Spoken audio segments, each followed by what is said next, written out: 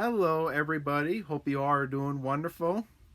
This video will be a response to a thread that was started by YouTube user and Beetle fan and Beetle friend of mine named Beetle Brad. Hello Beetle Brad if you're watching, hope you're doing wonderful and hope you enjoy this response, Brad.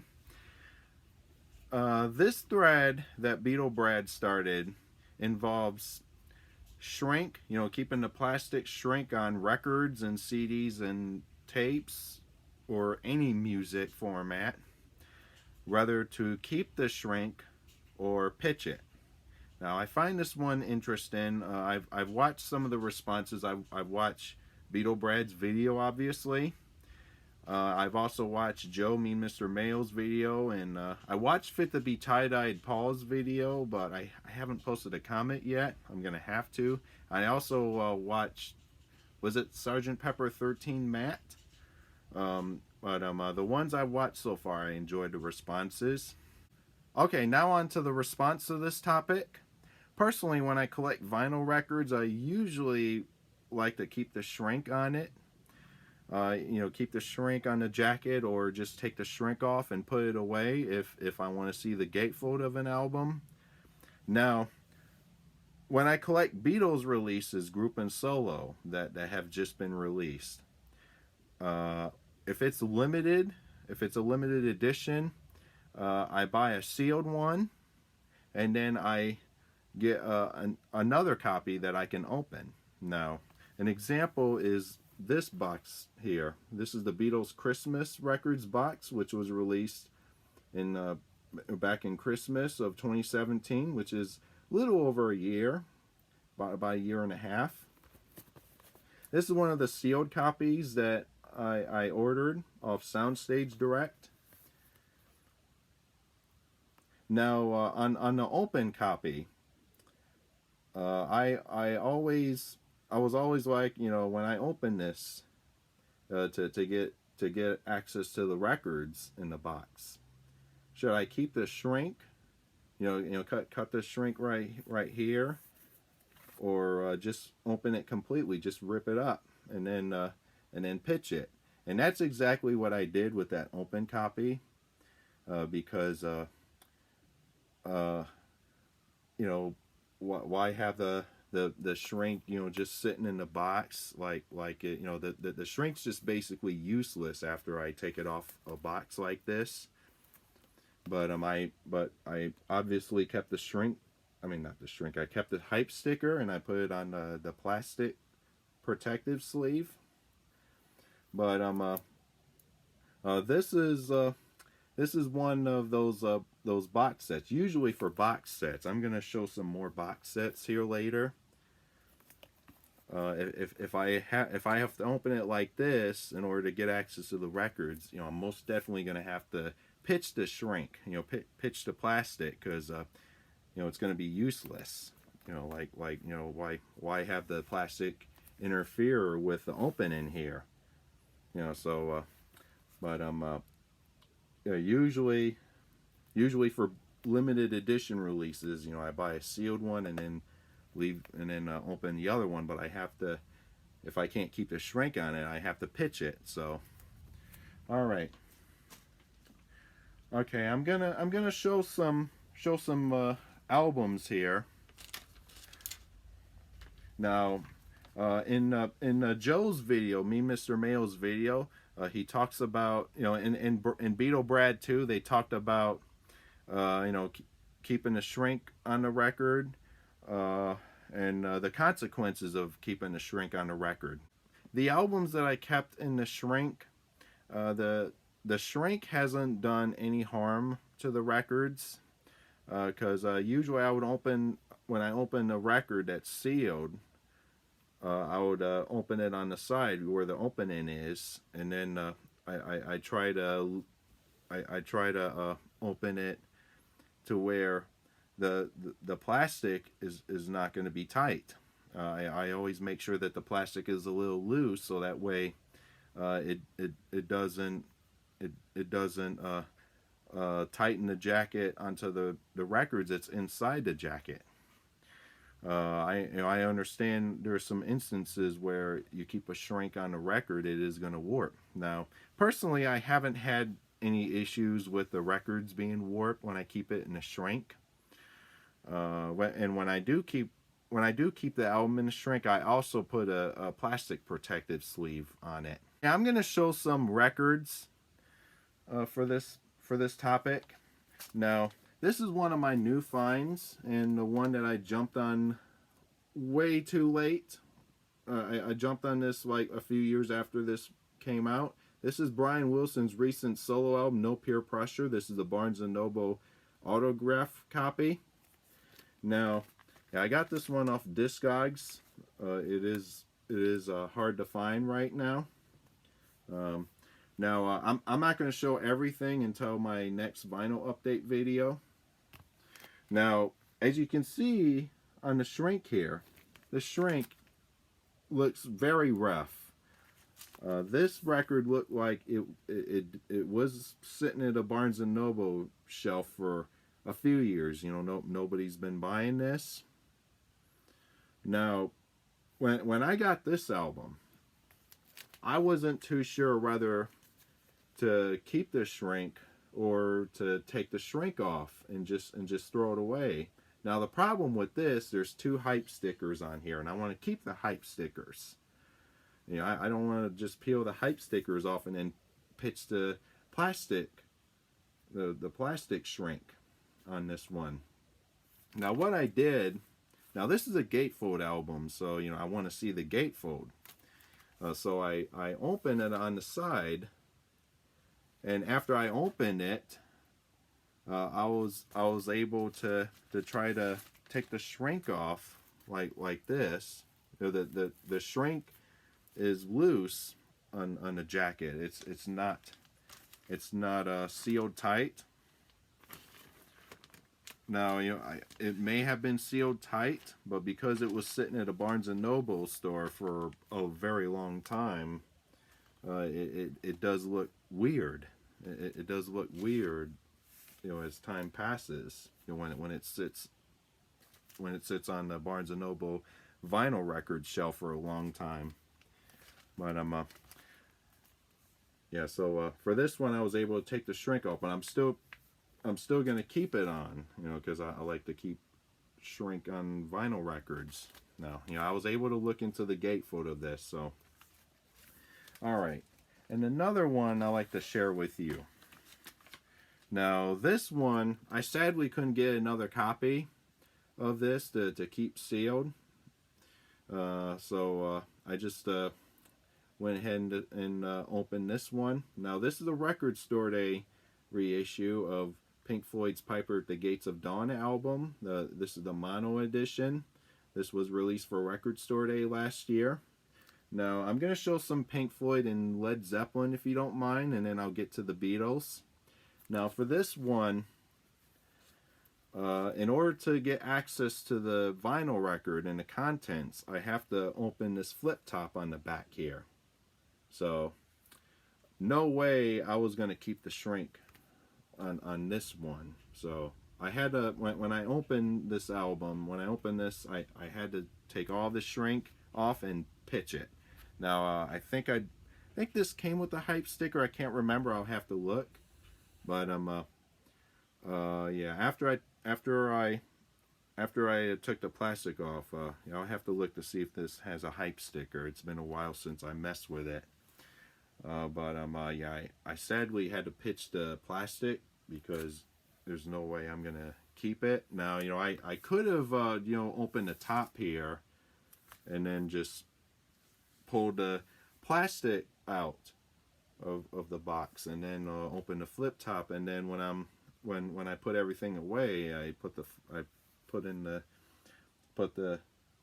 tab back in there, and then I put the plastic sleeve, you know, plastic shrink on. Now, you know, sadly I didn't do it. You know, wish I could have, but yeah.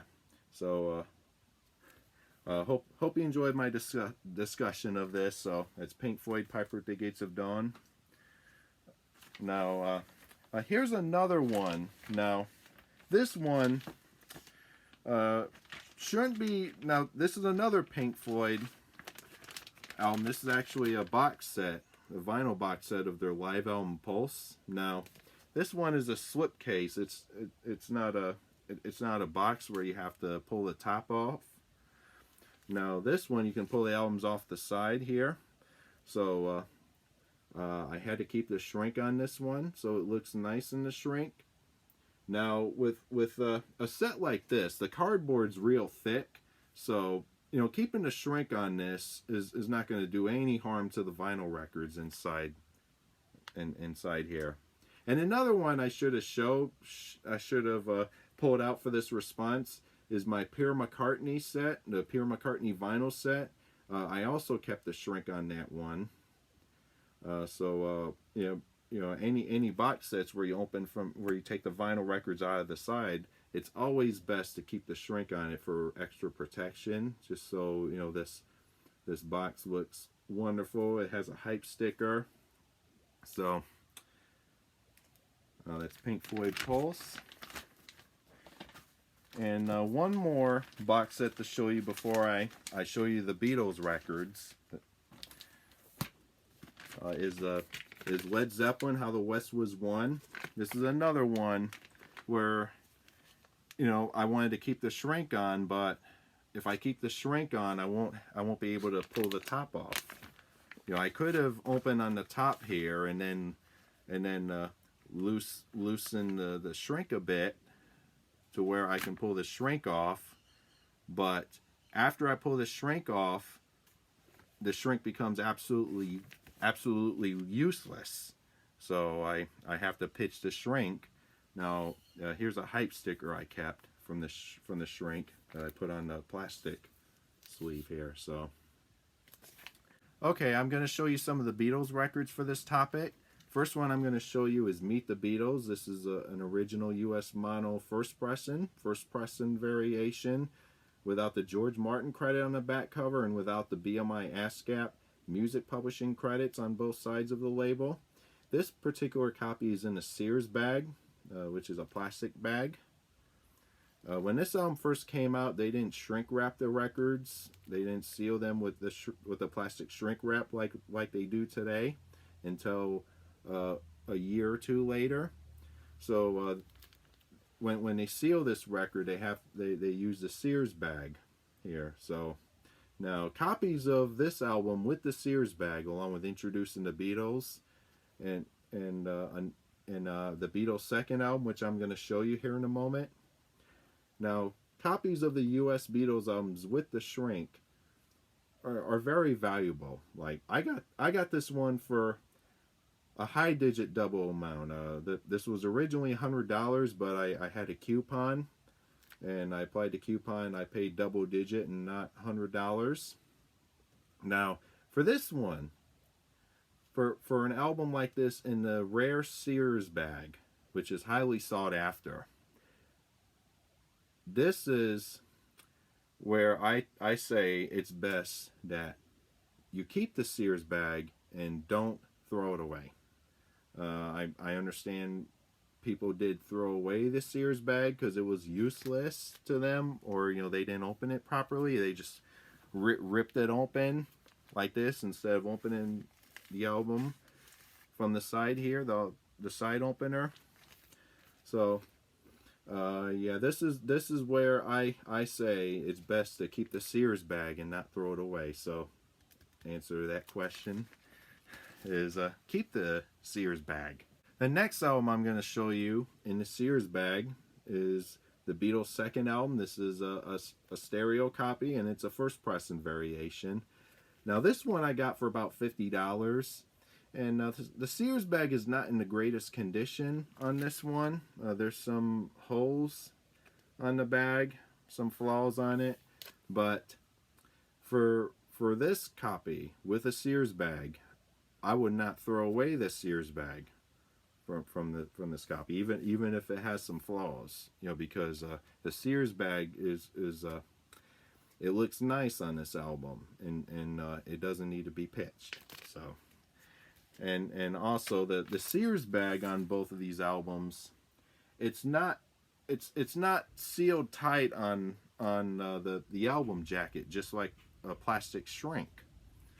It's loose, nice and loose, and the cardboard is thick on here. It is thicker. So it's the Beatles' second album with the Sears bag. Now here's an album, a U.S. Beatles album, not in the Sears bag. It's in a plastic shrink, and that's Rubber Soul. This is a U.S. mono version.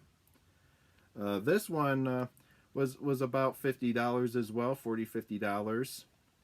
A little tear on the plastic on the top here, I believe. Yeah, the top corner here. But the shrink looks so nice on this one. Personally, for me, I would keep the shrink on this, and the record, which is on the back here. The shrink's not that loose. I mean, the shrink's not. Why did I say loose? The shrink's not that tight on this album. So you know the way the shrink is placed on this jacket shouldn't do any harm to the record. And I played this record after I received it, and it looks great. And it looks great, and it plays great too. The album that I should have shown for this topic is my Yesterday and Today Second State Stereo Butcher album, which is also in the shrink. That one, the shrink is loose on it. It's not tight on the jacket. When I received it, the record looked great, and I played a little bit of it. I haven't played it since I received it. The record plays flat on the turntable without any issues. So for that copy, I keep the shrink, and I keep the shrink on this one as well, because this looks nice in the shrink, in my opinion. So another album to show you. This is a Paul McCartney album, which is Flamin' Pie.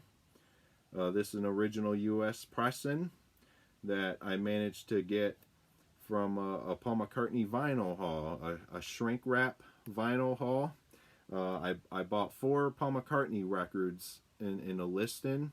All of them, including this, were in the shrink, and the cost for the bundle was $40. So I literally got this for $10. I'm happy to say, but now for this one. For an album like this, it is a gatefold. Now, if this was the only copy I have of Flamin' Pie, because I also have a couple other vinyl copies of this album without the shrink. Now, if this was the only copy I have of Flamin' Pie on vinyl, now I would want to see the gatefold of it, and I think the best way to get access to the gatefold without tearing up the shrink would maybe to slowly pull it down. But sometimes pulling the shrink wrap off the jacket won't help. It's going to make it worse. And I'm glad I didn't do it with this copy, because my other copies don't have the shrink. Now, if this was the only copy I have of Flamin' Pie on vinyl, if I take the shrink wrap off, I might as well go ahead and pitch it, because it's going to be useless after that, because of how it is placed on the jacket. And but when you open it, it is loose. So, and I would have taken the hype sticker off the shrink and put it on the plastic protective sleeve here. So, but for this one I'm keeping the shrink, because I already have copies of this that's open without the shrink that I can play. So, all right, and one more thing to show you. This is a new reissue of the Beatles White Album, the 2018 50th Anniversary 4LP edition. Now, when I opened this in my White Album unboxing video, I wasn't sure whether to keep the plastic or throw it away. Sadly, I went ahead and threw away the plastic because it was useless after I opened it. But you know, I kept the shrink on, not the shrink. I kept the hype sticker on here on the plastic cover. And the reason I went ahead and pitched the plastic was because I managed to get another copy of this sealed. So and because of that, I have to throw away the plastic. So, but looks good without the shrink, I should say. But when it's sealed, it looks much better, and I already have a sealed copy. So I'm going to show you a few more things, if that's okay. Here's a cassette here. This is a Paul McCartney Elvis Costello cassette demos tape, which was released for Record Store Day back in 2017, around the time of the Flowers in the Dirt archive reissue. Now, for this, if a cassette or a CD is sealed, and I want to have access to the tape so I can listen to it, after I open the cassette tape or CD, once I open it, it has to be tossed. So when I open the CD cassette, I have to throw away the plastic, but I try to take the hype sticker off and put it on the case. And the same thing with CDs that are not in the case. Let me show you an example here. The Beatles On Air live at the BBC. This one, the hype sticker is kept on here, but the shrink was thrown away because it's useless. Okay, I want to show you a couple of bonuses before I end this video. Here are two CD boxes, one sealed and one in the shrink. This is George Harrison's Brainwash album, which is in the CD box here. Now, this one, we could have opened it. You know, we could have ripped the plastic off and then threw it away. Well, you know, we would have to keep the hype sticker on here. But for this one, we were able to open it from the top to get access to the CD. I remember opening this when it first came out, you know, because I was starting to get crazy about keeping shrink on CDs and albums. So that's Brainwash in the shrink. And here's a sealed copy of Paul McCartney Unplugged in the CD long box. Now technically this is a long box. And this one, yeah, I won't be able to see what number I have here for this one, because these CDs are numbered. So now this one is basically a second copy to be kept sealed. So this one I won't rip the shrink off. Okay, that wraps up this response to Beetle Brad's shrink wrap video. Keep the shrink or pitch the shrink. I hope you enjoyed this response, Brad, and I hope everybody else watching enjoyed this response as well. So Beetle Brad, I can't wait to see you again when we meet up. So anyway, thank you very much for watching, and talk to you all later.